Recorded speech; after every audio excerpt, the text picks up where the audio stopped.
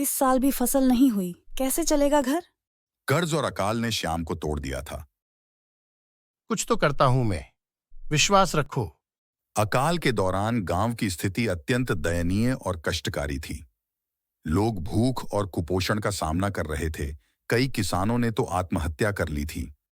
आज कुछ तो बंदोबस्त करके ही घर लौटूंगा।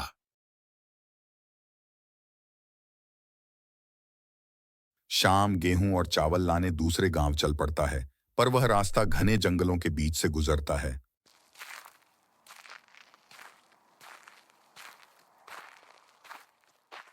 शाम मन में सोचता है कि अगर आज भी कुछ बंदोबस्त नहीं हुआ तो इसी तालाब में अपनी जान दे दूंगा।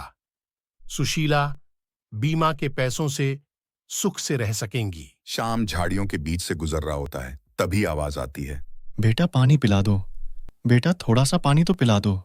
शाम देखता है कि एक बूढ़े बाबा पत्थर पर बैठे हैं और पानी मांग रहे हैं। बेटा पानी ला दो जरा, मैं अब चल नहीं सकता। शाम तुरंत लौटा उठाकर नजदीक के कुएं से पानी भरकर ला देता है। अच्छाई अभी भी जीवित है, मैं तुम पर प्रसन्न हूं। ऐसा कहकर बूढ़े बाबा हवा में उड़ने लगे।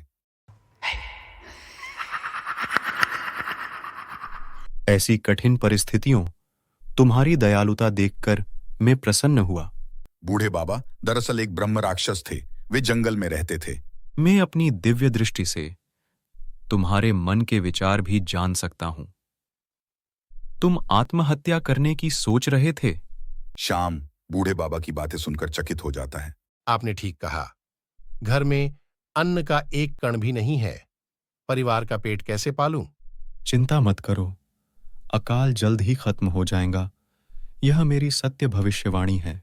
मैं आज तुम्हें एक मंत्र देता हूं, इसका निरंतर जाप करना, तुम त्रिकालदर्शी बन जाओगे। इतना कहकर बूढ़े बाबा शाम को जादुई पत्थर उपहार में दे देते हैं। शाम, इस पत्थर को अपने धान की कोठरी में रख दो, कभी अन्न की कमी महसूस नहीं होगी। शाम खुश होकर घर चला जाता है। सुशीला ये देखो, मैं क्या लाया हूं। अरे वाह, क्या है ये चमकीली चीज? ये जादुई पत्थर है, मुझे जंगल में एक बूढ़े बाबा मिले थे, उन्होंने दिया है। इसे तुरंत धान की कोठी में रख दो। उन्होंने कहा था कि हमें कभी भी अन्न की कमी नहीं महसूस होगी। सुशीला तुरंत उस जादुई पत्थर को अपनी धान की कोठी में रख देती है। दूसरे दिन सुबह जब शाम और सुशीला धान की कोठी देखते हैं तो आश्चर्यचकित हो जाते हैं। यहां भी देखो सुशीला। हे भगवान, इतना धान! शाम और सुशीला के खुशी का ठिकाना नहीं रहा। सुनो सुशीला, यह जादुई पत्थर मुझे दयालुता के कारण मिला है, और बूढ़े बाबा ने यह भी कहा था कि अकाल जल्द ही खत्म हो जाएगा, खेत फिर से हरे भरे हो जाएंगे। जी आप बिल्कुल सही कह रहे हैं। क्यों ना हम इसमें से थोड़ा अनाज गरीब लोगों में बांट दें?